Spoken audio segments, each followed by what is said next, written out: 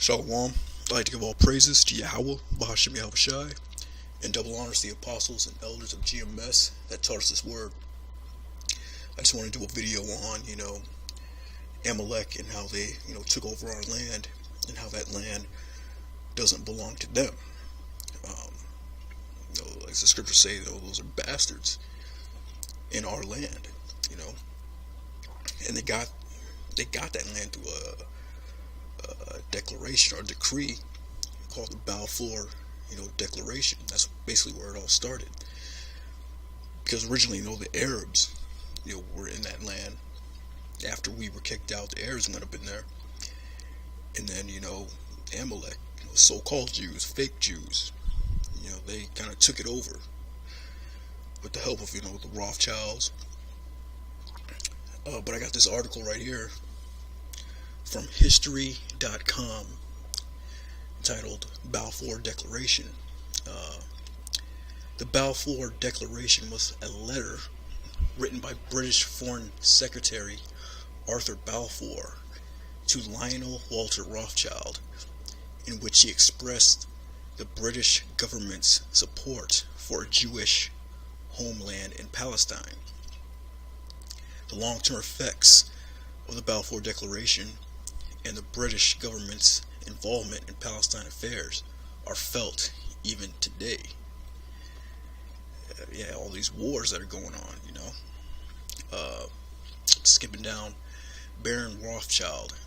On November 2nd, Balfour sent a letter to Lionel Walter Rothschild, scion of the Rothschild family, and prominent Zionist, and a friend of Chaim Weizmann, stating that His Majesty's government viewed with favor the establishment in Palestine of a national home for the Jewish people, and will use their best endeavors to facilitate the achievement of this object, it being clearly understood that nothing shall be done which may prejudice the civil and religious rights of existing non-Jewish communities in Palestine, or the rights and political status enjoyed by Jews in any other country.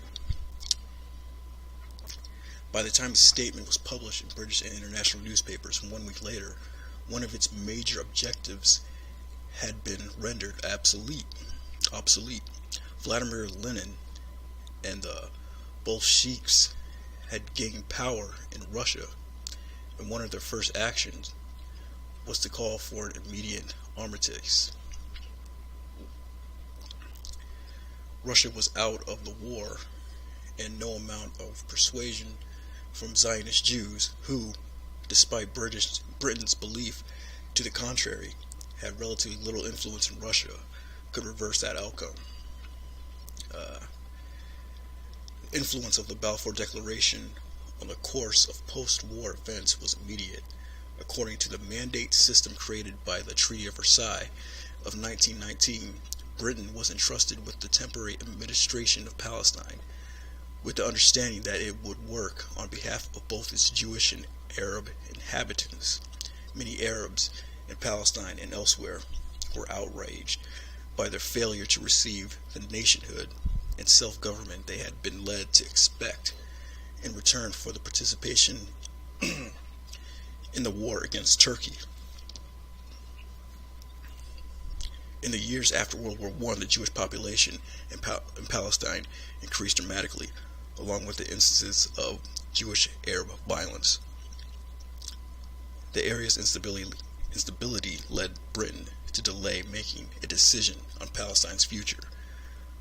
But in the aftermath of World War II and the terrors of the Holocaust, growing international support of Zionism led to the official declaration in 1948 of the Nation of Israel. So if you take a look at this little picture here, you can see in 1946, this is the land of Israel. 1946 was mainly, Arab.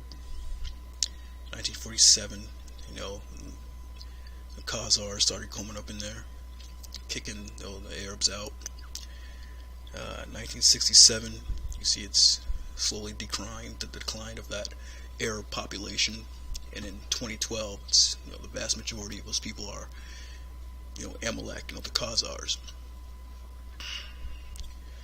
But in reality, they're fighting over land. That's why you have all that turmoil over there, all that fighting and rockets and all that, because they're fighting. They're pissed off of this whole Balfour Declaration, the Arabs. So they're fighting each other, but really they're fighting over a land that doesn't belong to either one of them. First scripture is Deuteronomy 19:14.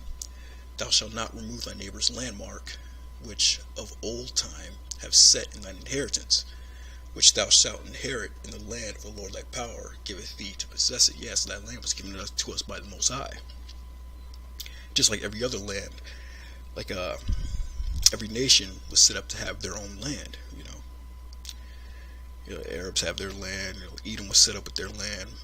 Moab, Ammon set up in their land. Japheth was set up their land. You're not supposed to remove that, because the Most High wants that separation. But really, it was a curse that came upon us. That's why we got kicked out. The Most High kicked us out of that land, really, because we went off.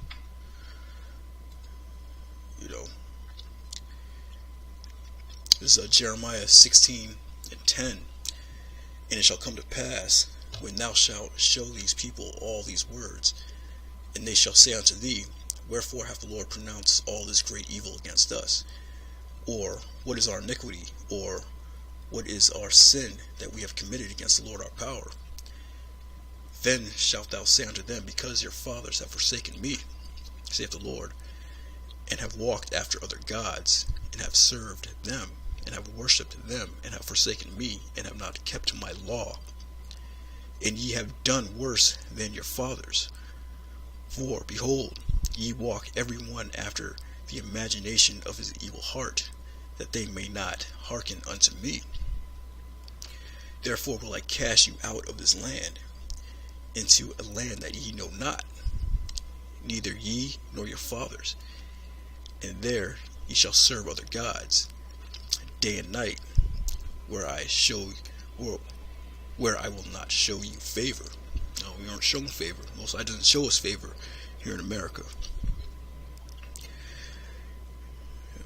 Therefore, behold, the days come, saith the Lord, that it shall no more be said, The Lord liveth, that brought up the children out of the land of Egypt, but the Lord liveth, that brought up the children of Israel from the land of the north, and from the lands whither he had driven them, and bring them again into their land that I gave unto their fathers.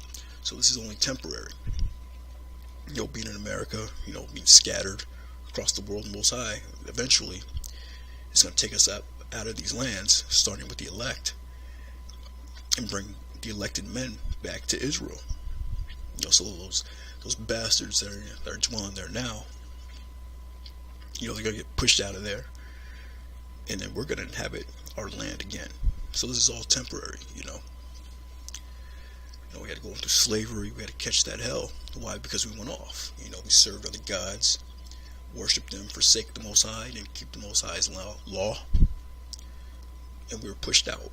We had to serve slavery under our enemies over here in America and scattered across, the world.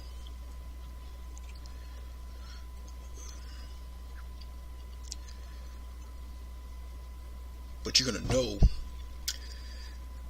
when the true Israelites, the true people of the Most High, get back in that land, because there's not going to be no more wars. And this is a good scripture to pull out. If someone is bucking up against, who the real Jews are, or whatever, you just hit them with this scripture.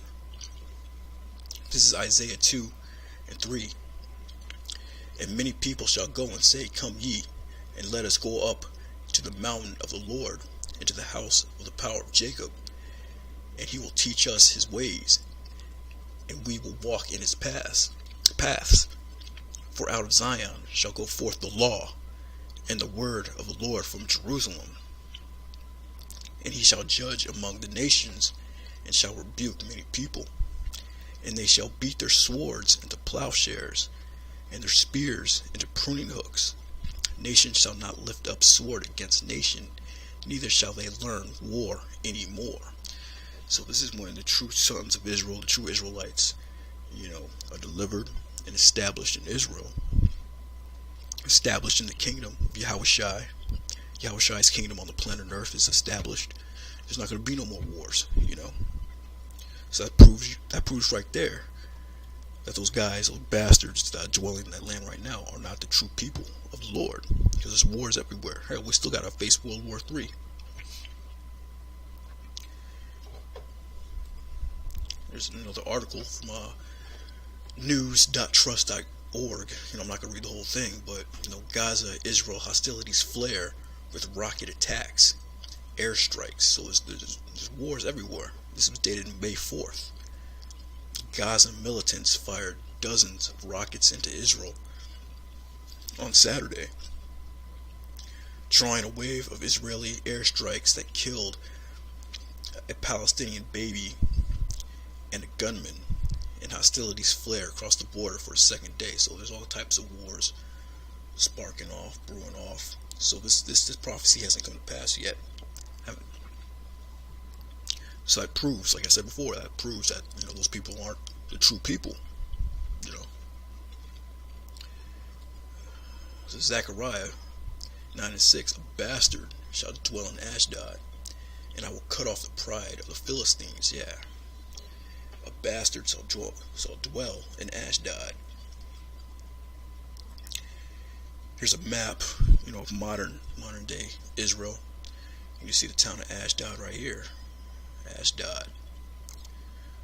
They didn't even change the name. The name is still there unto this very day.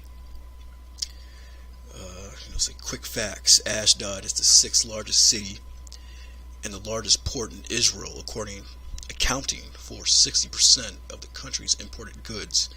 Ashdod is located in the southern district of the country on the Mediterranean coast, where it is situated between Tel Aviv to the north 32 kilometers away and Ashkelon to the south 20 kilometers away. Yeah, got bastards in that land, man. So yeah, I just wanted to bring that out a little quick video on the imposters that are dwelling in our land, and how we're the true people of the Most High. We came over to America to serve our punishment, to serve our slavery. But that time is almost up. Prophecy is coming to pass. World War III is coming to pass. That ship is coming to pass. You just have to wait on it. Keep the faith. And like I said, the Most High is going to deliver us. The Most High is going to deliver His men, His elect.